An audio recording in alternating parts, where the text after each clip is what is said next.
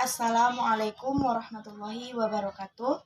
Perkenalkan, nama saya Mawaddah, NIM 1914040055 dari Fakultas Tarbiyah dan Keguruan, jurusan Tadris Matematika dari Universitas UIN IB Padang.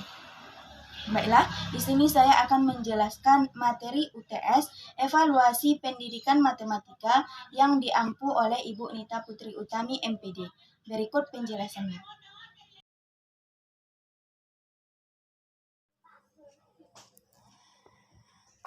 Baiklah, kita langsung saja masuk pada soal yang pertama, yaitu jelaskan perbedaan antara pengukuran, penilaian, dan evaluasi beserta contoh.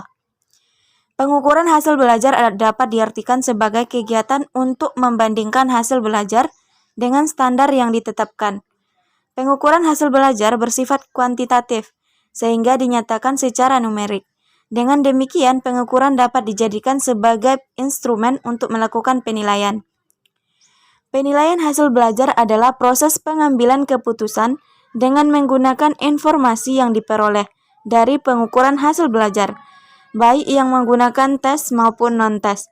Penilaian hasil belajar bersifat kualitatif dan dinyatakan dalam bentuk deskripsi kalimat. Penilaian dalam pembelajaran bertujuan untuk mendapatkan berbagai informasi belajar peserta didik secara berkala, berkesinambungan, dan menyeluruh. Sedangkan evaluasi hasil belajar merupakan suatu proses atau kegiatan untuk menentukan nilai, kriteria, keputusan, atau tindakan dari pembelajaran yang telah dilakukan. Contohnya, yaitu contoh dalam pendidikan, objek yang diukur siswa dan metode yang digunakan guru. Guru memberikan ujian yang akan menghasilkan skor berupa angka. Contoh soal, yang pertama, langkah pertama dalam melakukan penelitian adalah A. Menyusun kerangka, B. Merumuskan hipotesis dan tujuan, C. Merumuskan masalah, D. Mengumpulkan data, E. Menganalisis data. Berikut sampai soal yang kelima. Di sini jawabannya, jawaban yang pertama yaitu C, kedua A, 3E, 4D, dan 5E.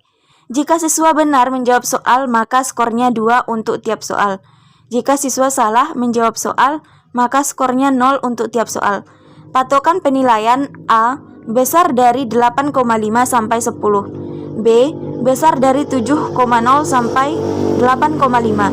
Untuk C, besar dari 5,5 sampai 7,0, dan D, yaitu kecil dari 5,5.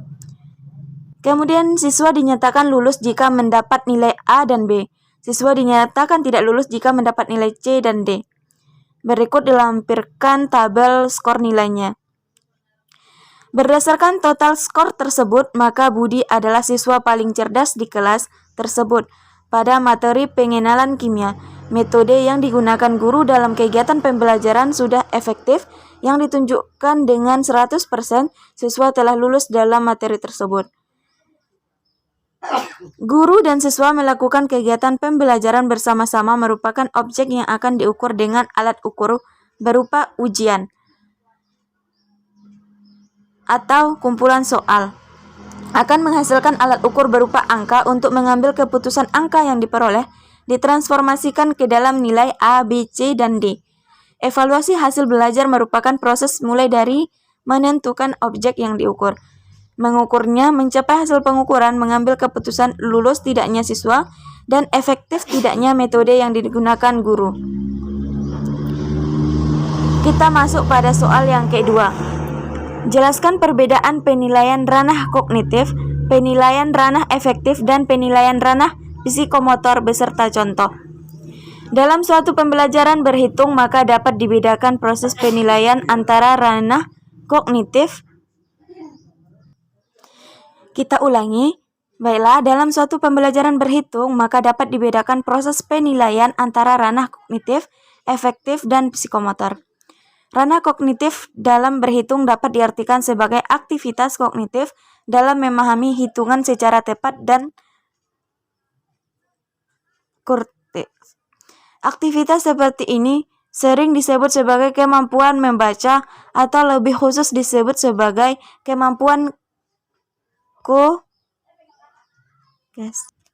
Kognisi. Ranah afektif berhubungan dengan sikap dan minat atau motivasi siswa untuk membaca. Misal sikap positif terhadap kegiatan membaca atau sebaliknya, gemar membaca, malas membaca, dan lain-lain.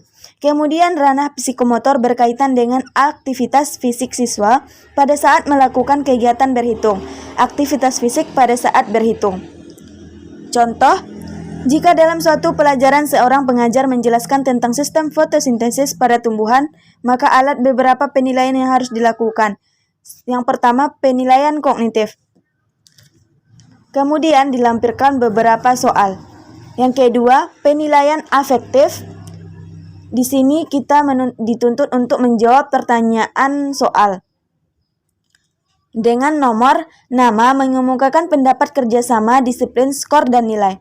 Kemudian yang ketiga yaitu penilaian psikomotorik.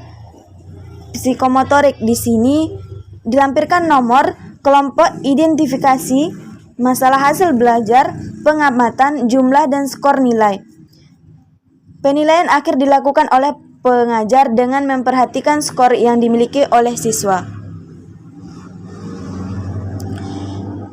Soal selanjutnya, jelaskan perbedaan rubrik penskoran, yaitu rubrik analitik dan rubrik holistik. Rubrik analitik definisinya yaitu pemeriksaan jawaban berbentuk esai di mana mereka diberikan berdasarkan kriteria yang lebih terperinci. Jenis pentaksiran sesuai digunakan untuk pentaksiran formatif karena ia memberi maklumat yang jelas dan terperinci terhadap setiap aspek yang ditaksir. Kemudian ciri-ciri, kejelasan dari dan pemahaman tentang rubrik dapat meningkatkan kesahan dan kebolehan percayaan pentaksiran. Kemudian rubrik holistik, definisinya yaitu dikenali sebagai pendekatan general impression atau whole impression berdasarkan perbandingan sesuatu simpel, esai, atau penulisan kepada kriteria yang telah ditetapkan. Jenis pentaksirannya yaitu pentaksiran sumatif. Ciri-cirinya, pendekatan holistik menggunakan nilai absolut yaitu menggunakan skala yang kemudiannya diterjemahkan kepada cemerlang, baik, sederhana, lemah, atau sangat lemah. Kemudian untuk soal selanjutnya yaitu jelaskan perbedaan antara bobot, skala, dan skor pada rubrik penskoran. Skala merupakan perbandingan antar kategori di mana masing-masing kategori diberi bobot nilai yang berbeda. Adapun skor adalah hasil pekerjaan menskor atau memberikan angka yang diperoleh dengan jalan menjumlahkan angka-angka bagi setiap butir soal yang oleh tes telah dijawab dengan betul. Sedangkan bobot adalah besarnya angka yang ditetapkan untuk setiap butir tes dalam perbandingan atau rasio dengan butir tes lainnya dalam suatu perangkat tes. Soal yang kelima, yaitu jelaskan perbedaan alat evaluasi tes dan non-tes beserta macam-macam alat evaluasi tes dan non-tes. Perbedaan alat evaluasi tes dan non-tes yaitu untuk non-tes lebih bersifat kualitatif karena mengukur ranah sikap dan keterampilan peserta didik. Adapun tes lebih bersifat kuantitatif karena sering digunakan untuk mengevaluasi hasil belajar peserta didik dari segi ranah berpikirnya. Selain itu, kemungkinan jawaban untuk tes adalah benar atau salah, sedangkan untuk non-tes tidak ada jawaban benar atau salah. Semua tergantung pada keadaan seseorang. Adapun macam-macam alat evaluasi tes dan non-tes. Tes yaitu berupa tes tertulis dan tes lisan. Kemudian non-tes yaitu observasi, wawancara, skala sikap, dan angket. Kemudian soal selanjutnya, jelaskan ciri-ciri tes yang baik. Suharsimi Arikanto menyebutkan bahwa suatu tes dikatakan sebagai alat pengukur yang baik harus memiliki yang pertama validitas. Sebuah tes dikatakan memiliki validitas apabila tes itu dapat tepat mengukur apa yang hendak diukur. Kemudian reliabilitas, sebuah tes dapat dikatakan memiliki reliabilitas apabila hasil tes tersebut menunjukkan ketetapan. Kemudian adapun objektivitas, sebuah tes dikatakan objektif apabila tes itu dilaksanakan dengan tidak ada faktor pribadi yang mempengaruhi, terutama pada sistem seorang. Scoring. Kemudian adapun praktikabilitas, yaitu sebuah tes dikatakan memiliki praktikabilitas yang tinggi apabila tes tersebut bersifat praktis. Adapun yang kelima yaitu ekonomis. Tes memiliki sebutan ekonomis apabila pelaksanaan tes itu tidak membutuhkan ongkos atau biaya yang mahal, tenaga yang banyak dan waktu yang lama. Adapun soal yang ketujuh soal yang terakhir yaitu jelaskan perbedaan kemampuan tingkat rendah dengan kemampuan tingkat tinggi, serta jelaskan masing-masing kemampuan tingkat rendah dan tingkat tinggi terdiri atas kemampuan matematis apa saja beserta indikator.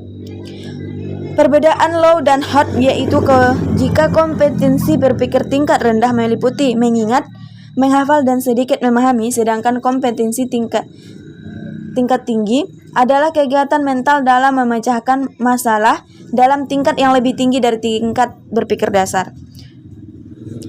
Kemampuan tingkat rendah terdiri atas kemampuan matematis antara lain. Yang pertama, pemahaman konsep. Merupakan kemampuan siswa dalam menjelaskan konsep yang telah dipahaminya dan mampu menerapkan konsep tersebut dalam situasi berbeda. Serta dengan pemahaman konsep yang dimiliki siswa mampu untuk mengembangkan konsep tersebut dalam menyelesaikan masalah matematika.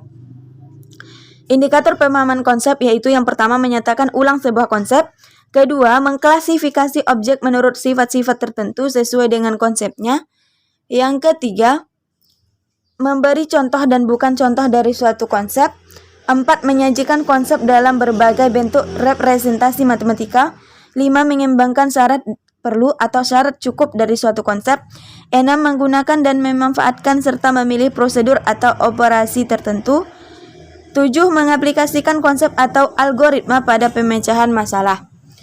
Kemudian yang kedua yaitu komunikasi.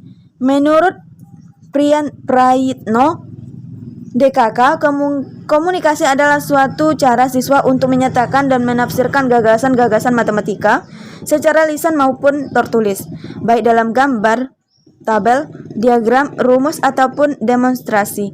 Indikator komunikasi menurut NCTM, yang pertama kemampuan menyampaikan ide matematis secara lisan dan tulis serta mengungkapkannya secara visual.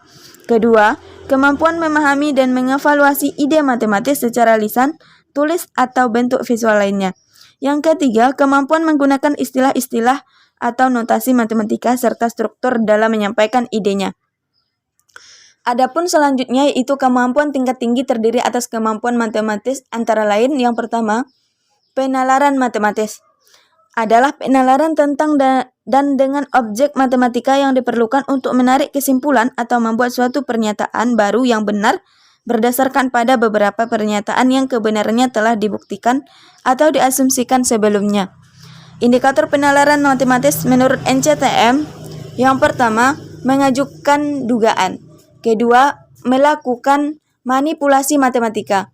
Yang ketiga, menarik kesimpulan, menyusun bukti, memberikan alasan atau bukti terhadap kebenaran solusi. Yang keempat, menarik kesimpulan dari pernyataan. 5, memeriksa kesahihan suatu argumen. 6, menemukan pola atau sifat dari gejala matematika untuk membuat generalisasi. Kemudian yang kedua yaitu pemecahan masalah.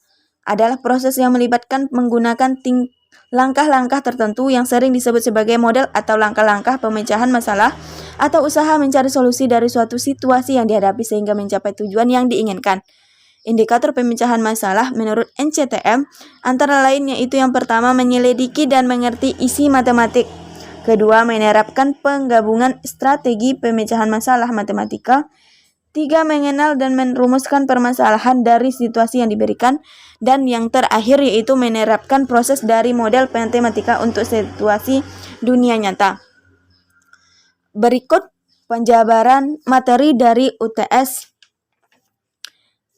Evaluasi Pendidikan Matematika.